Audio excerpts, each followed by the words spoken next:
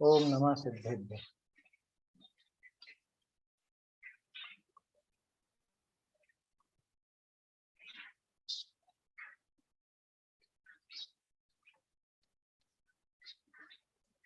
श्री जिन शासन गुरु नमो नाना विधि सुखकार आत्महित उपदेश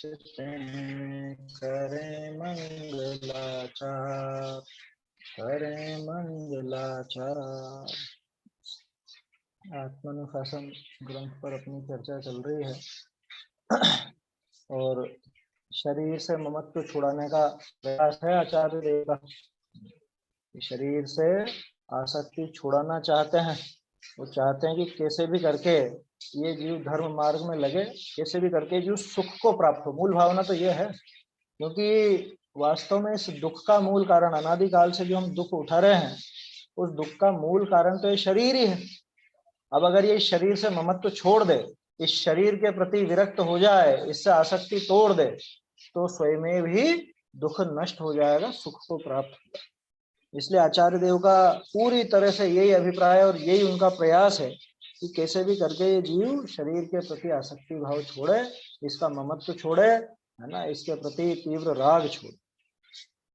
कल अपन ने देखा था 207 और 208 नंबर का छंद, उसमें रोग के संबंध में भी बात आई कि भाई जब तक रोग है, अगर मान लो, तो अगर उसका प्रतिकार हो सकता है तो प्रतिकार करना, प्रतिकार करके शरीर में रहना, और अगर प्रतिकार नहीं हो सकता है तो कुछ भी प्रतिकार नहीं करना, यही प्रतिकार है। क्या उसके प्रति थोड़ा भी अगर वो उपशांत नहीं होता है, वो अपने भूमिका के अनुसार कार्य करने पर उपशांत नहीं होता है, वो रोग दूर नहीं होता है, तो शरीर के प्रति आसक्ति छोड़ना, यही उसका प्रतिकार है। No reply is best reply. उस पर रिप्लाई नहीं देना, बिल्कुल भी रिप्लाई नहीं देना उस रोग को। अगर रिप्लाई दे करके, यानी कि उसका कुछ प्रतिकार करके ठीक हो सके तो कर लेना, और अगर नहीं होता जाने तो उसकी तरफ से ममत्व छोड़ करके और उद्विग्न नहीं होना। फिर उसके बाद 208 में भी ये बताया कि जिसको ग्रहण करके जन्मी होता है, जन्मी, जन्मी माने जन्म वाला, और जो जन्म वाला होगा वो मरण वाला भी होगा, और जो जन्म मरण वाला होगा वो पूरे 18 दोषों वाला होगा, दुखी होगा। तो जिसको पा करके, जिसको ग्रहण करके तू जन्मी होता है, सब तरह से दोषवान होता है, दुखी होता है, और जिसको छोड़ करके मुक्त हो जाता है, सुखी हो जाता है, अनंत सुखी, वो कौन है? कि वो ये शरीर ही है बस। इस शरीर को छोड़ करके तू मुक्त होता है, इस शरीर को ग्रहण करके तू जन्मी होता है। इसलिए क्या करना? इसलिए कैसे भी करके इस शरीर का त्याग करना, इस शरीर का ममत्व छोड़ना। किम शेष एक क्षुद्र कल्पना शब्द आया था ना, कि शेष क्षुद्र कल्पनाओं से क्या लाभ है, क्या दम है बाकी की कल्पनाओं में, छोटी मोटी बातों में क्या दम है? ये शरीर इतना खोटा है, इतना बुरा है, तो शीघ्र अतिशीघ्र इसका ममत्व छोड़ना, इसका त्याग करना, यही एकमात्र करने लायक कार्य है। समझ में ही बात? आकिंचन है ना, आज आकिंचन की पूजा करी होगी लोगों ने, तो वहां पे भी वो ममत्व त्याग की बात मुख्य है। परिग्रह जो छुड़ाया, परिग्रह के साथ साथ सबसे पहले तो अंतरंग परिग्रह छुड़ाया, और अंतरंग परिग्रह में सबसे पहला नंबर किसका? मिथ्यात्व सबसे पहला। बताओ, अंतरंग परिग्रह के अंदर सबसे पहला मिथ्यात्व, गजब की बात है। उसके बाद कषायों का नंबर आता है। तो मिथ्यात्व शरीर के माध्यम से इस शरीर की आसक्ति से पुष्ट होता है, शरीर के प्रति जितनी भी इसकी वो भावना चलती है उससे और ज्यादा पुष्ट होता जाता है। इसलिए उसको सबसे पहले छोड़ना, मिथ्यात्व छोड़ने के लिए इस शरीर का ममत्व छोड़ना, ये यहाँ पे आचार्य देव का कथन है। और देखो, शरीर के बारे में बता रहे हैं, भेद विज्ञान की बात भी आएगी। पहले तो 209 नंबर का देखते हैं अपन। आगे कहे हैं, ये जीव तो शरीर का उपकार करे है, और शरीर याते प्रतिकूल है, ताते शरीर का ममत्व तजना। कि देखो, जो पीछे दोष दिखाए हैं शरीर के वो तो है ही सही, एक और महादोष है कि जीव तो इस शरीर का उपकार करता है, जीव की वजह से तो ये शरीर भी पूजाता है। क्या इस शरीर की पूजा की जाती है उस जीव की वजह से? होता है ना, ये अनंत भगवान को अपन सशरीर पूजते ही हैं, तो उनके शरीर की भी पूजा होती है वहां। किसकी वजह से होगी? वो अरहंत जीव की वजह से। तो जीव की वजह से वो शरीर की भी पूजा होती, लेकिन ये शरीर ऐसा है कि ये जीव को तरह तरह से दुखी करता है, ये इसको अपूज्य बना देता है, अस्पृश्य कर देता है। देखो छंद में देखते हैं, फिर चर्चा करते हैं। नयेत सर्वाशुचि प्राय शरीरमपि पूज्यताम् सोप्यात्मा येन न स्पृश्यो दुश्चरित्रम धिगस्तु तत्। नयेत सर्वाशुचि प्राय शरीरमपि पूज्यताम् सोप्यात्मा येन न स्पृश्यो दुश्चरित्रम धिगस्तु तत्। महामलिन तन फिर भी चेतन इसे दिलाता है पद पूज्य, धिक है दुश्चरित्र इस तन का चेतन को करता अस्पृश्य। क्या कह रहे हैं? नयेत, नयेत माने ले जाता है, माने प्राप्त कराता है। सर्व अशुचि प्राय है, ये सर्व था जो अशुचि प्राय है। अशुचि प्राय मतलब कि जिसका अशुद्ध स्वभाव ही है, अशुद्धि ही जिसका स्वभाव है, प्रायः जो अशुद्ध ही रहता है, कभी शुद्धता को प्राप्त नहीं होता। सर्व प्रकार से, हर तरह से अशुचि रूप जो शरीर है, ऐसे शरीरम अपि है ना, सर्व अशुचि प्राय शरीरम अपि, सर्वथा अशुचि प्राय इस शरीर को भी नयेत पूज्यता, कहां ले जाता है ये जीव? पूज्यता की तरफ ले जाता है। बोलो, आत्मा की वजह से वो शरीर भी पूज्य कहलाता है। आत्मा पूज्य है तो वो शरीर भी पूज्य हो गया। ये बताओ, जैसे अपन अरहंत भगवान का उदाहरण ले लो या मुनिराज का उदाहरण ले लो, तो मुनिराज वो जो जीव है, आत्मा है, वो इतना उग्र समझ लो उग्र तपन करते हैं, अंदर में ही अपने आत्म स्वरूप को ही जानते हैं, देखते हैं, उसी में लीन रहते हैं। तो वो आत्मिक कार्य कर रहे हैं, तो उस वजह से उनका वो शरीर भी पूजा जाता है। वो शरीर की वही आवृत्ति आदि और वो सब होती है कि नहीं होती? अरहंत भगवान का शरीर भी पूजा जाता है। अरे 46 मूल गुण बताए ना अरहंत भगवान, उनमें जो 10 जन्म के अतिशय कहे, 10 जन्म के अतिशय, वो किसके हैं? वो जीव के गुण हैं कि शरीर के गुण? किसके हैं? वो तो पूरे शरीर के हैं। सफेद खून होना और वो नख केश वगैरह, वो तो खैर नख केश नहीं बढ़ना तो आगे है, वो तो केवल ज्ञान के अतिशय वगैरह में। खून सफेद होना, वज्र वृषभ नाराज सहनन होना, और ऐसे ऐसे बहुत सारी चीजें, मल मूत्र आदि नहीं होना, ये सब किसकी विशेषताएं हैं? ये शरीर की विशेषताएं हैं। अब ये बताओ, वो आत्मा का इतना विशेष वहां पे वर्णन है, मतलब आत्मा का इतना विशेष वहां पे कार्य रहा कि उस आत्मा की वजह से आत्मा पूज्य हुआ, तो उसके साथ साथ वो शरीर भी पूज्य हो गया। आप उन गुणों का नाम लेकर के अनंत देव की पूजा कर लेते हो, वो शरीर की विशेषताएं गिना कर। देवों का भी शरीर ऐसा होता है ना। देवों के शरीर में तो खून ही नहीं है, सप्त धातु से ही रहित है। देवों के शरीर में भी मल मूत्र आदि नहीं होते, लेकिन उनकी पूजा क्यों नहीं करते बताओ? क्योंकि आत्मा ने कोई विशेष कार्य नहीं किया। देव वो जो जीव है, उस जीव ने कोई विशेष काम नहीं किया, अभी तक अपना आत्म कल्याण नहीं किया। और वो, या समझ लो जो मनुष्य का शरीर मिला अरहंत भगवान को, उन्होंने वो विशेष कार्य किया है। आया समझ में? आत्मिक सुख प्राप्त किया है, आत्मज्ञान किया है, इस वजह से उनके शरीर की भी पूजा की जाती है। समझ में आ रही है बात? मतलब आत्मा की वजह से वो शरीर भी पूज्य हो गया। आत्मा की वजह से वो शरीर भी पूजाता है। तो शरीर को तो आत्मा ने इतना साथ दिया है ना, आत्मा ने उस शरीर का तो इतना साथ दिया, उसको भी पूज्य पद पे स्थापित कर दिया। अपन जो प्रतिमा बनाते हैं तो वो ऐसे ही समझ के बनाते हैं ना, हाँ ये अरहंत भगवान है, अरहंत भगवान है मतलब सशरीरी है, ऐसा ऐसा होता है। उनके जैसा ही आकार यहाँ पे बनाया जाता है, जैसी उनकी आकृति थी वैसी आकृति यहाँ बनाई जाती। उस शरीर की, उस शरीर की भी पूजा हो जाती है जीव की वजह से। अब दूसरी तरफ देखो, आत्मा ने, जीव ने तो शरीर को ऐसा दिया, इतना साथ दिया, ऐसा काम किया शरीर के लिए। और ये शरीर ने आत्मा के लिए क्या किया? सोपी आत्मा ये न स्पृश्यो, ऐसा वो आत्मा जिसने शरीर का इतना उपकार किया कि खुद की तरह ये शरीर भी पूजाने लग गया, ये शरीर भी पूज्यता को प्राप्त हो गया उस आत्मा की वजह से। लेकिन ये शरीर कैसा? कि सो अपि आत्मा येन न स्पृश्यो, कि ऐसा वो आत्मा भी इस शरीर की वजह से, ये माने उसके कारण, जिसके कारण स्पृश्य तक नहीं रहा, दुष्चरित्रम धिगस्तु तक, ऐसा दुष्चरित्र देख करके तो तत् धिक अस्तु, उसको धिक्कार हो। किसको? शरीर। समझ में ही बात? इस शरीर की वजह से तो अस्पृश्य हो जाता है। आत्मा अपना आत्म कल्याण करे, सुख को प्राप्त करे, आत्म ज्ञान करे, तो उसके साथ साथ वो शरीर भी पूजाता है। लेकिन ये शरीर कैसा है? ये शरीर मान लो चांडाल का शरीर मिल जाए तो अस्पृश्य हो गया। कौन अस्पृश्य हो गया? सिर्फ शरीर नहीं, वो आत्मा भी अस्पृश्य हो गया। कौन उसके साथ रहना चाहेगा?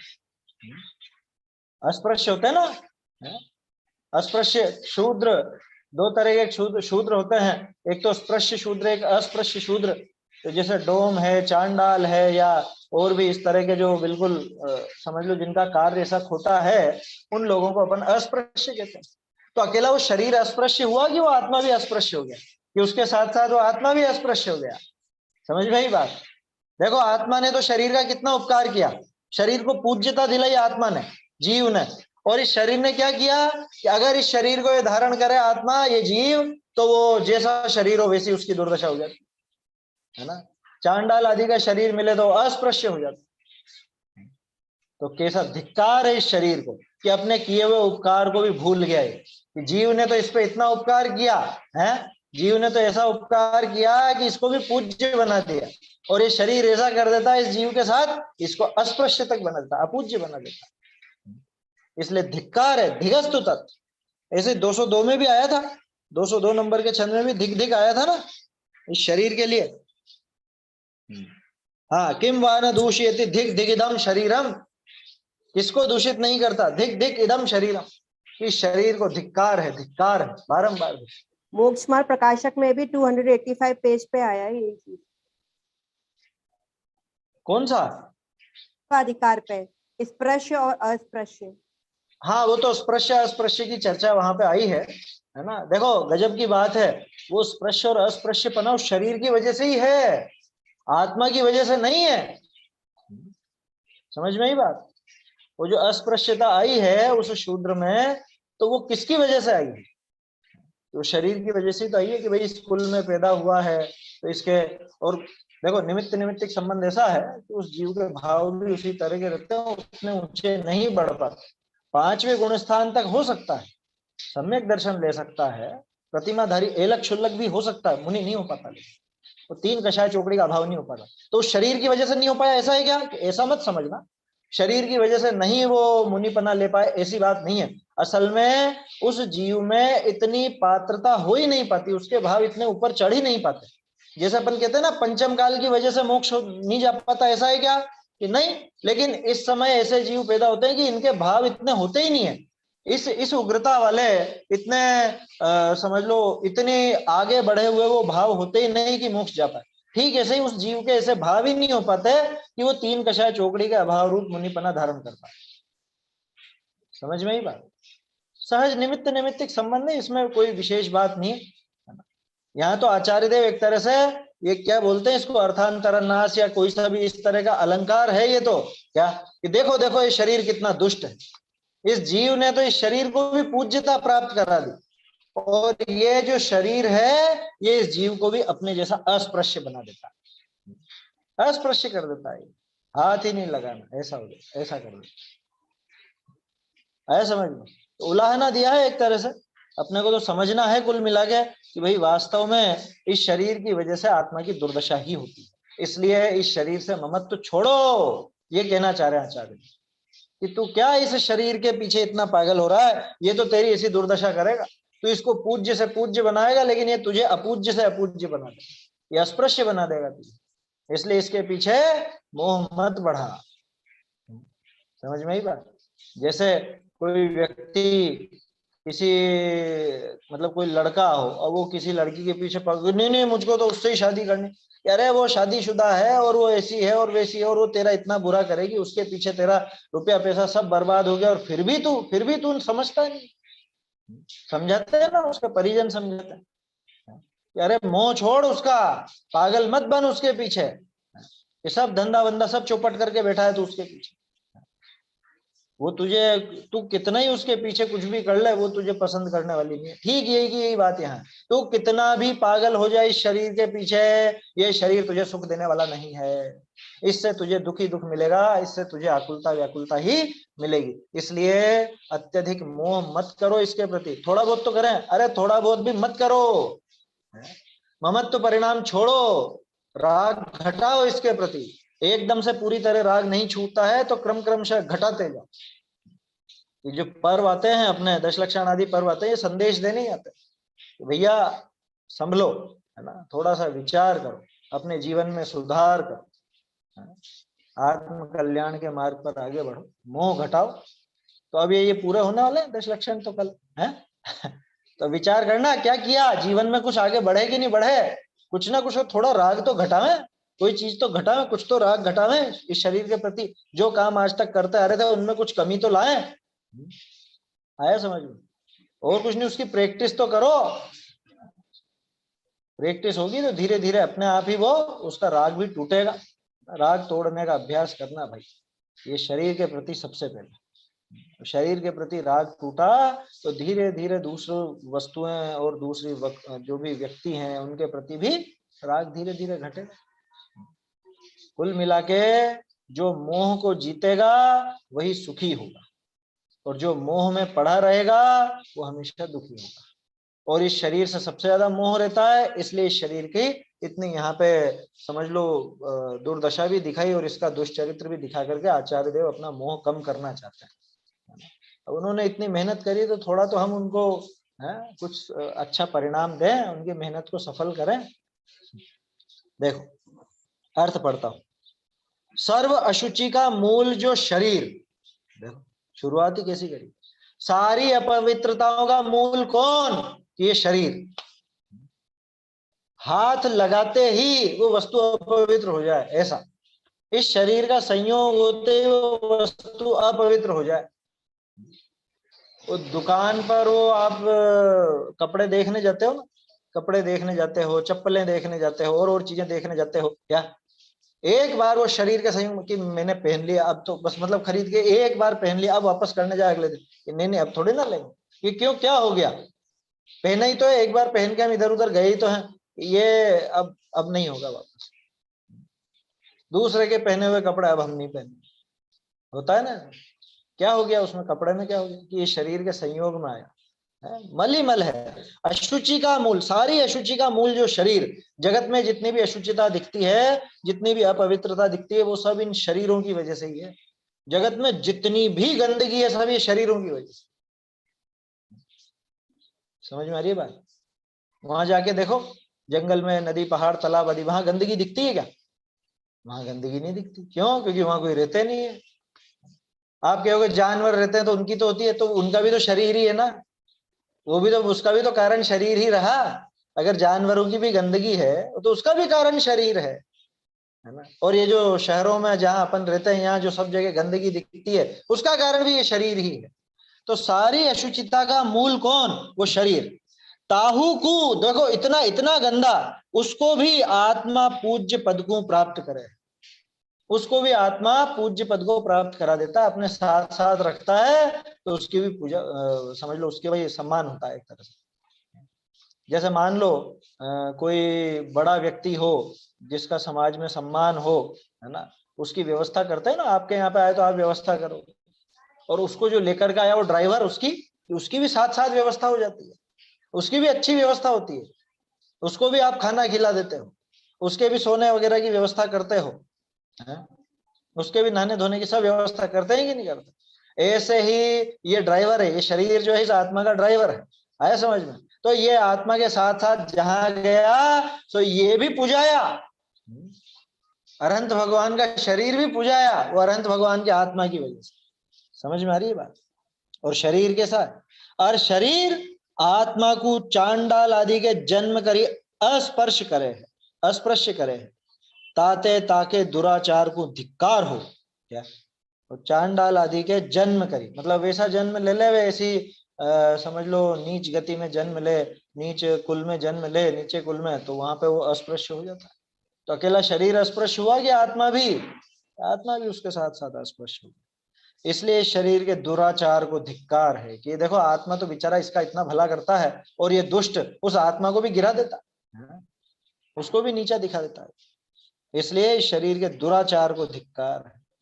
आत्मा तो या मलिन शरीर से उपकार करे है, मुनि पद के योग ते देव और मनुष्य अधिक नहीं करी सेवनी करे। बताओ वो मुनिराज, अब वो मुनिराज का शरीर भले ही वो है तो अपने जैसे ही शरीर है ना, उसमें भी मलमूत्र आदि सब है, लेकिन सुर असुर पायनी परे है, तन नगन पर तन नगन ठाड़े, सुर असुर पायनी पर। देव आकर के भी उसकी पूजा करता है उस शरीर की। आत्मा दिखता थोड़े ना, वो तो जो मुनिराज का शरीर है सोई मुनिराज मान करके उनको पूजा जाता। समझ में आ रही है बात? तो अपने उस उत्तम आचरण के द्वारा, उस उत्तम आचरण के द्वारा है ना, आत्मा तो देखो मुनि पद के योग थे, मुनि पद के संयोग से देव और मनुष्य आदि भी सेवा करते हैं इसकी, इस शरीर की। इस शरीर में रहने वाला आत्मा ने मुनि पद धारण किया तो इस शरीर की भी पूजा हो जाती है। और शरीर अशुभ को उपजाए, जीव को कुयोनी में डाले, ऐसा करे। कैसा करे है? जो को भीटे नहीं ताते शरीर को धिक्कार है। भीटे नहीं मतलब कोई अड़ना भी नहीं चाहता। भीटना माने अड़ना, स्पर्श करना। बोलते ना वो, अरे भिट गए भिट गए, भिट गए मतलब अड़ गए, किसी से छू जाए तो भिट गए, ऐसा। मुनिपद के योग ते देव और मनुष्य आदि नहीं करी सेवनी करे, और शरीर अशुभ को उपजाए। देखो आत्मा ने उग्र तपन किया, अपने आत्म स्वरूप को समझा, भेद विज्ञान किया, तो उसके फल में तो ये जो सड़ा गला शरीर था, इस शरीर को भी देवलोग आकर के पूजने लगे। दूसरी तरफ हमने इस शरीर के चक्कर में आके इसकी मतलब इच्छाएं तो खैर अपनी है, लेकिन इसके माध्यम से इसके 5 इंद्रियों के विषय भोगों में लग करके जो पाप बांधा, अब उस आत्मा को कहां पटकेगा ये ले जाके? ये कुयोनी में डालेगा। समझ में ही बात? दुखी करेगा, खोटी गति में जाए, कुयोनी में डारी ऐसा करे है जो को भीटे नहीं, उसको स्पर्श तक नहीं करना चाहता। उससे स्पर्श कर जाए तो नहावे फिर, अरे वो छू गया था, नहाओ नहाओ। तो आप जाते हैं ना पुराने, जैसे कोई शहर हो या छोटे गांव हो, अब आप मंदिर जा रहे हो, उधर से मान लो कोई सुअर निकला, और अरे सुअर छी गया, सुअर छी गया, फिर उसके बाद वापस से घर जाकर के नहाओ।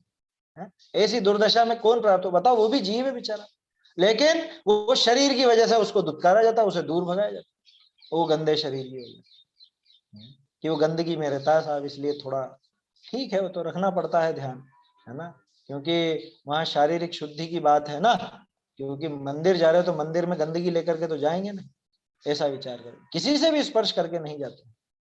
तो ये शरीर तो ऐसे ऐसी दुर्दशा करता है। समझ में आ रही है बात? कोई नहीं में डारे, डारी इच्छा तो जीव ही करता है ना, जो को भीटे नहीं। हाँ, इच्छा इच्छा जीव तो की जीव ही होती है, करता है ये ना, तो उलवा जब तो देना शरीर करता है। है ये सब।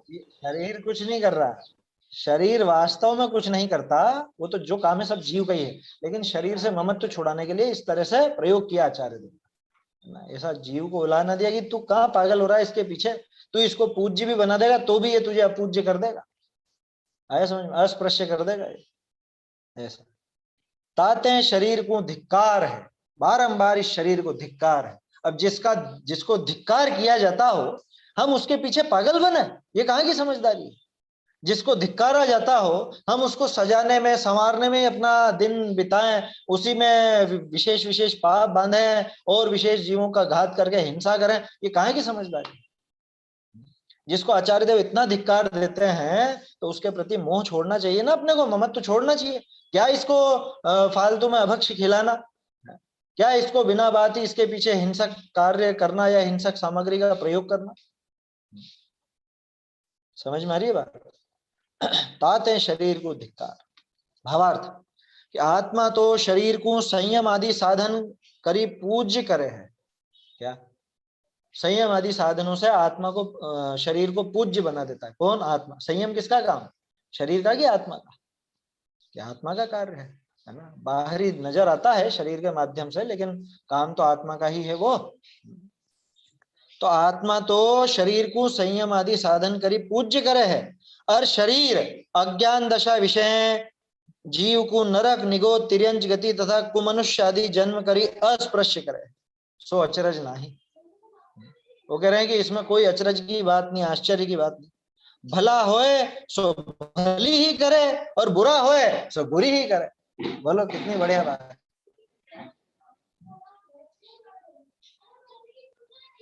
भला होए सो भला ही करे और बुरा होए सो बुरी ही करे। अगर कोई भला होता है तो वो तो हमेशा भला करता है। ये आत्मा भला है, इसलिए इसने तो शरीर के साथ भी भला किया, और ये शरीर इतना बुरा है तो इसने अपना भला करने वाले के साथ भी बुरा ही किया। कितना सीधा सा नियम है, इसी से समझ लो है? जो भला होता है वो भला करेगा, जो बुरा होता है वो बुरा करेगा। तो इस शरीर ने क्या किया हमारे साथ कि इसने बुरा किया, तो फिर ये शरीर कैसा है कि बुरा है। तो अब इस बुरे का तो ममत्व त्यागो, इस बुरे को तो छोड़ो दूर से ही। समझ में आ रही है बात? आगे कहे हैं कि संसारी जीव शरीर आदि 3 भाग को धरे है, सो श्लोक 2 में कहे। बहुत बढ़िया है, भेद विज्ञान का है छंद।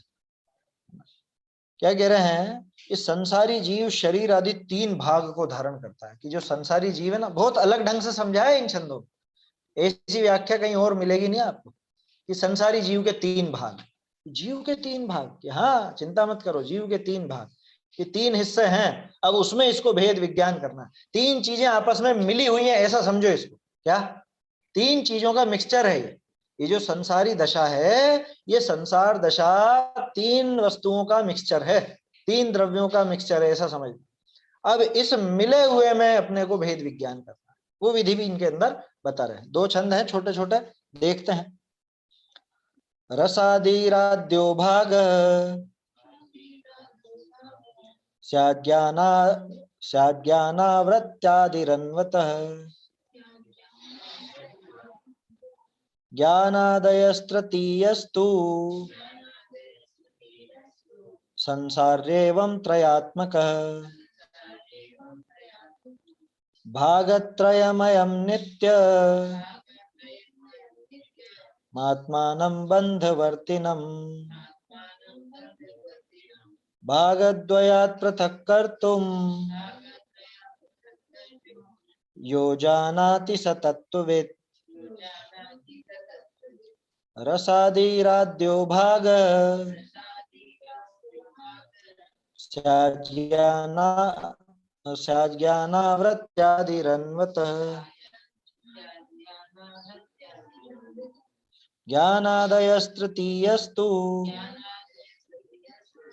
संसारेवं त्रयात्मकः भागत्रयमयं नित्य आत्मानं बन्धवर्तिनं भागद्वयात् पृथक् कर्तुं यो जानाति स तत्त्ववित्। प्रथम भाग रस आदि रूप तन, दूजा ज्ञानावरणाधिक भाग, ज्ञानाधिक गुण भाग, तीसरा संसारी के 3 प्रभाग। भागत्रयमय कर्म बंधमय नित्य त्रिकाली आत्म को, वही तत्व ज्ञानी है द्वय भागों से भिन्न जानता जो।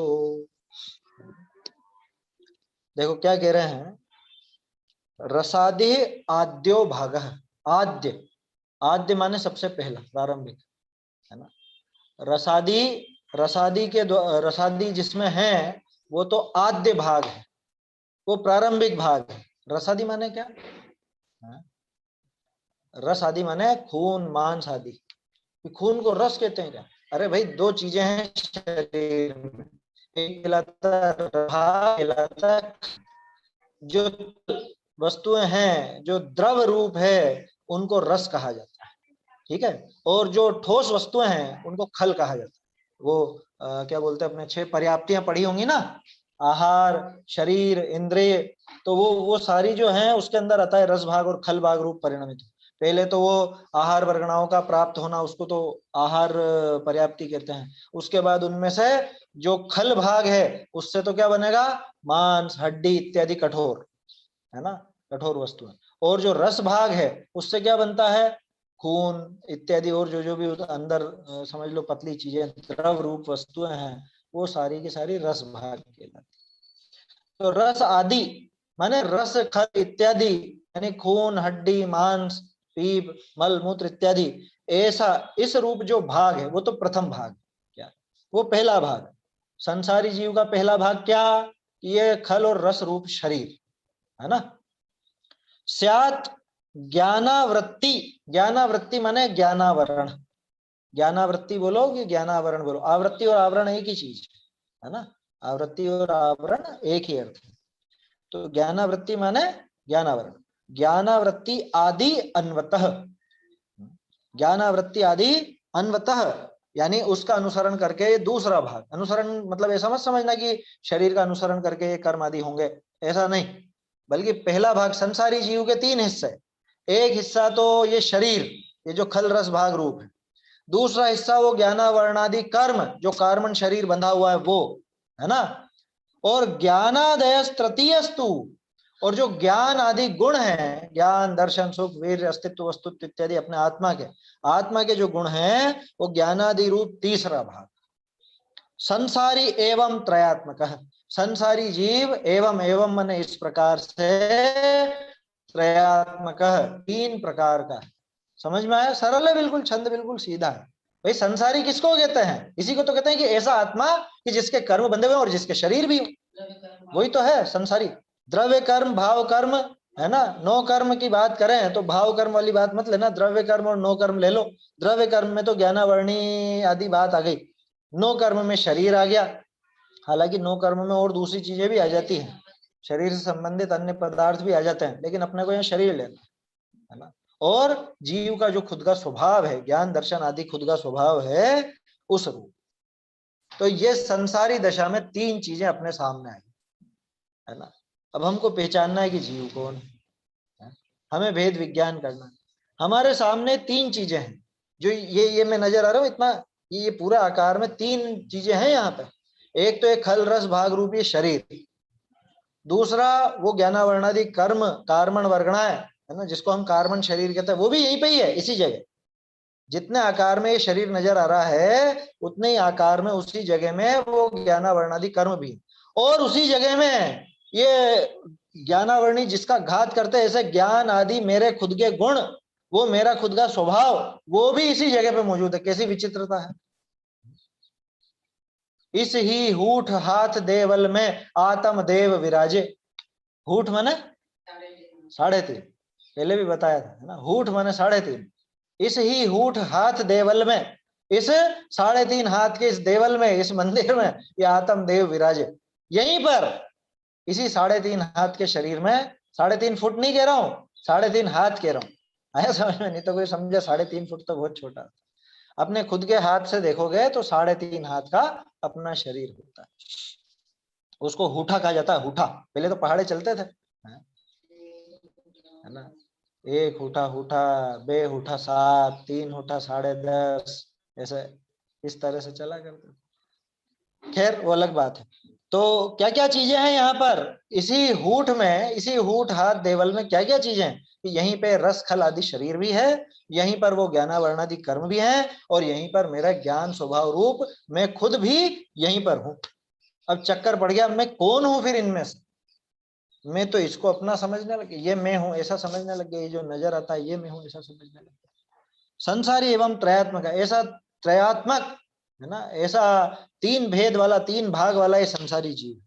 अब क्या करें कि भाग त्रयम अयम नित्यम, ऐसा 3 भाग वाला जो यह नित्य आत्मानम बंधवर्तिनम, इस 3 भाग वाले और बंधवर्ती इस आत्मा को, कैसा आत्मा को? नित्यम आत्मानम, इस नित्य आत्मा को भाग द्वयात पृथक कर तुम, इस भाग 2 भागों से, कौन से 2 भागों से? शरीर रूप भाग से और वो ज्ञानावरणादि रूप भाग से, है ना, कर्म रूप भाग से, उन दोनों भागों से जो पृथक करके यो जानाति, जो जान लेता है इस नित्यम आत्मा, हमेशा नित्य आत्मा को जो जान लेता है, स तत्वविद। तत्वविद वो है तत्ववेत्ता, वो है तत्वों का जानकार, वो है तत्वों की सही समझ वाला व्यक्ति।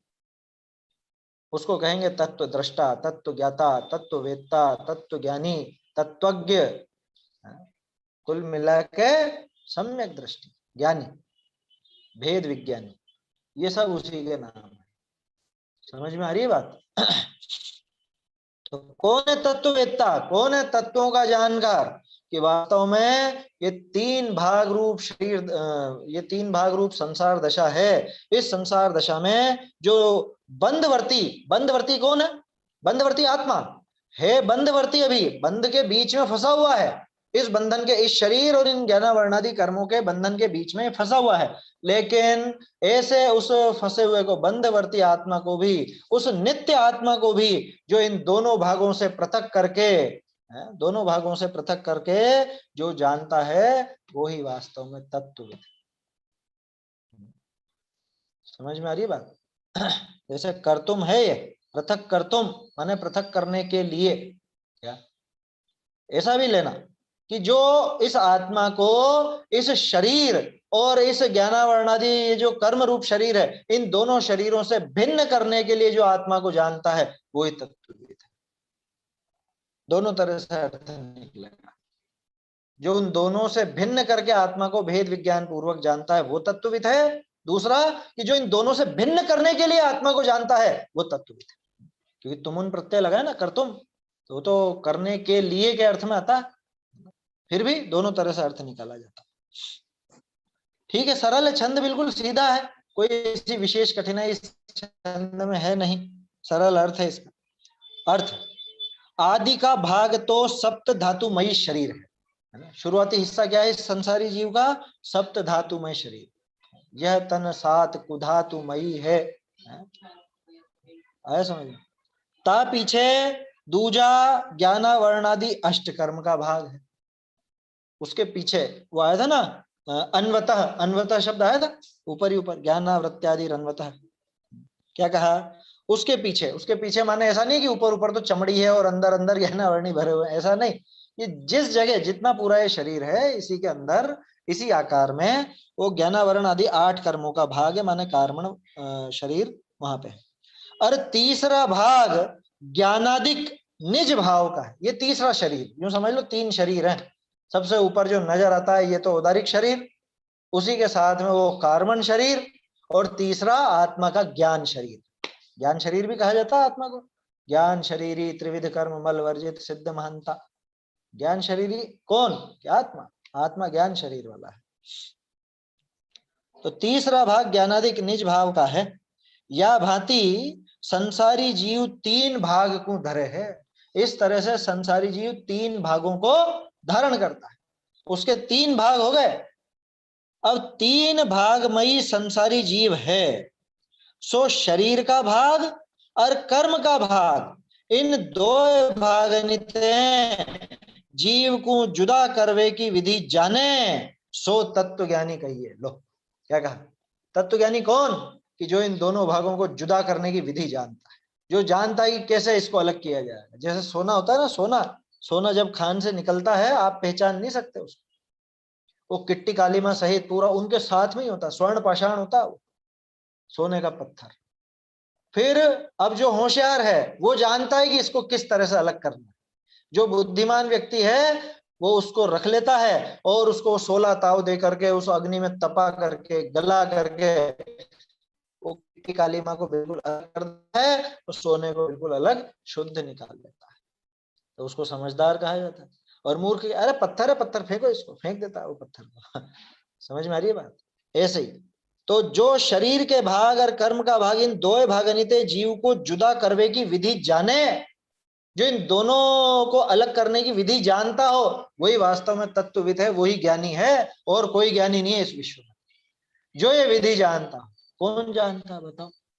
कि वो तो अनंत भगवान थे, वो तो चले गए, अब तो है ही नहीं कोई। कि अरे उन्हीं के आधार पर हमारे कुंद कुंद आदि आचार्य जितने भी हुए हैं वो सब ये विधि जानते थे, और वो ये विधि जानते थे, उन्होंने ये विधि लिख दी, हमें दे दी, ये लिख करके शास्त्रों में लिख करके उन्होंने वो विधि हमको बता दी। समझ में आई बात? तो अब अगर आप इन शास्त्रों का भली भांति अभ्यास करो, उनके कहे हुए वाक्यों को, उनकी कही हुई बातों को भली भांति सही सही अभिप्राय से ग्रहण करो, तो आप भी तत्वविद बन सकते, आप भी तत्ववेत्ता तत्व ज्ञानी बन सकते। कोई अलग विधि थोड़ी ना है। आचार्य देव ने वही बताया जो अरहंतों ने बताया हमको, है ना। अरहंतों ने जो विधि बताई वही विधि हमारे आचार्यों ने बताई, और आचार्यों ने जो बताई है वो सब शास्त्रों में हमको उपलब्ध है। अब जरूरत है तो सिर्फ थोड़ा प्रमाद छोड़ करके और सही अभिप्राय पूर्वक इसको समझने की। खोटे अभिप्राय पूर्वक भी अगर स्वाध्याय करें तो वो विधि मिलने वाली नहीं। मन में कुछ कलुषता रख करके या विपरीत कुछ बात निकाल करके, विपरीत अभिप्राय ग्रहण करके और ऐसा अभ्यास करें तो भी होने वाला नहीं।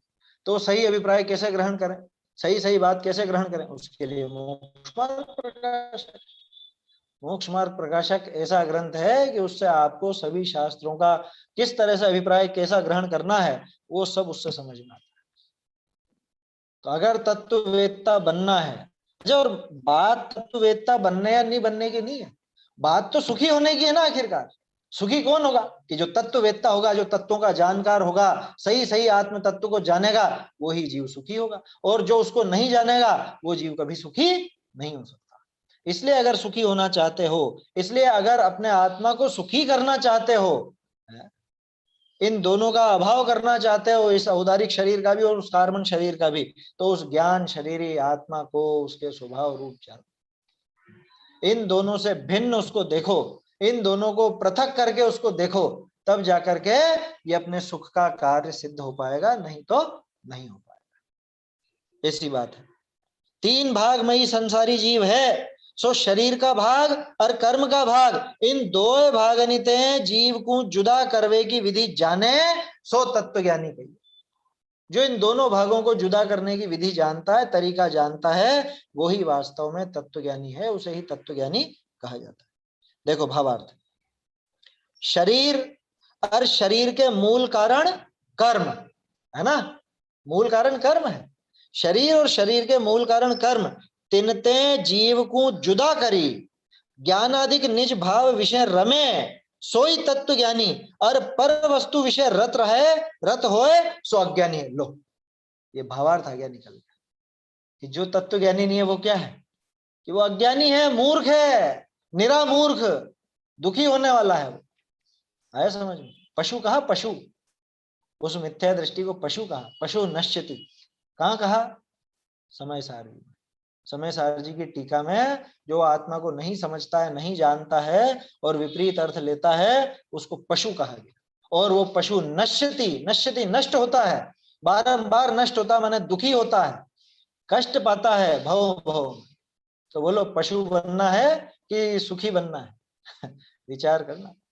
शरीर और शरीर का मूल कारण कर्म, उनसे जीव को जुदा करके जो ज्ञानादि निज भाव विषय रमे। अपना भाव क्या है इनमें से? अपना स्वभाव क्या है? कि अपना स्वभाव तो ज्ञान आदि है। तो ज्ञान आदि निज स्वभाव में जो रमता है वही जीव तत्व ज्ञानी है। किसको छोड़ करके? इस शरीर से दृष्टि हटाकर, इसके अंदर जो कर्म है, कर्म भी साथ में भरे हुए, उन कर्मों से भी दृष्टि हटा करके जो अपने उस ज्ञान स्वभाव को देखता है, ज्ञान स्वभाव को जानता है, वही जीव ज्ञानी है। और जो पर वस्तुओं में रत रहता है सो अज्ञानी। बताओ, समय सार जी की दूसरी गाथा ना, स्व समय और पर समय बताया। स्व समय और पर समय, कौन है स्व समय और कौन है पर समय? कि जो अपने आत्म स्वरूप को, अपने निज आत्म को जानता है, उसको समझता है, इन दोनों से भिन्न जानता है, शरीर से और कर्मों से भिन्न जानता है, वो तो है स्व समय। जो स्व समय में स्थित है वो स्व समय, और जो पर समय माने पर पदार्थों में, पर द्रव्यों में स्थित है वो पर समय, वो अज्ञानी, मूर्ख, दुखी। समझ में आ रही है बात? ऐसा है। तो सुंदर छंद और सीधा है, बिल्कुल सीधा सरल, एकदम समझ में आए ऐसा, कोई कठिनाई तो नहीं है मेरे ख्याल से। तो सरल सरल है तो 2-3 भी हो जाते हैं एक ही बार में, है ना। कोई विशेष इसमें समझने की आवश्यकता नहीं। समझना तो यह है कि इसको अलग कैसे करें, दोनों को अलग अलग कैसे करें।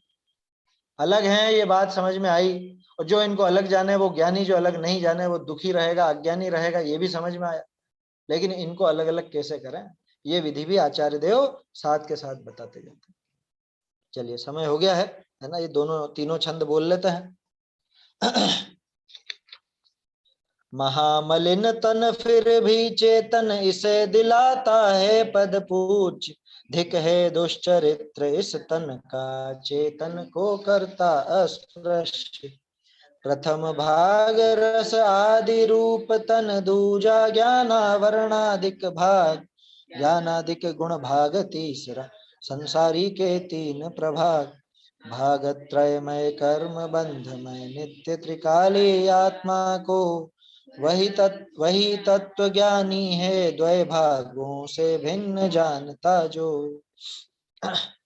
चैतन्य का स्मरण प्रतिक्षण ही करो रे, भव के अनंत दुख को क्षण में हरो रे। अक्षय अनंत निज सौख्य निधान पाओ, गाओ अरे नित इसी के गीत गाओ। माँ के घट जिन धुनि अब प्रगटी, माँ के घट जिन धुनि अब प्रगटी। जागृत दशा भई अब मेरी, सुप्त दशा विघटी। जग रचना दी सत अब मोको, जैसी रहट घटी।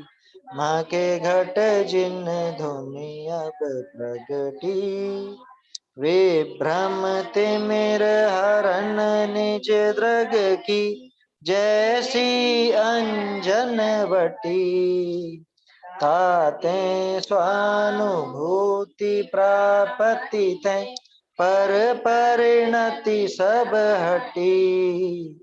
माँ के घट जिन धुनि अब प्रगटी। ताके बिन जो अवगम चाहे, सो तो शठ कपटी। ताते भाग चंदन शिवास, इकताही कोरटी। माँ के घट जिन धुनि अब प्रगटी। माँ के घट जिन धुनि अब प्रगटी।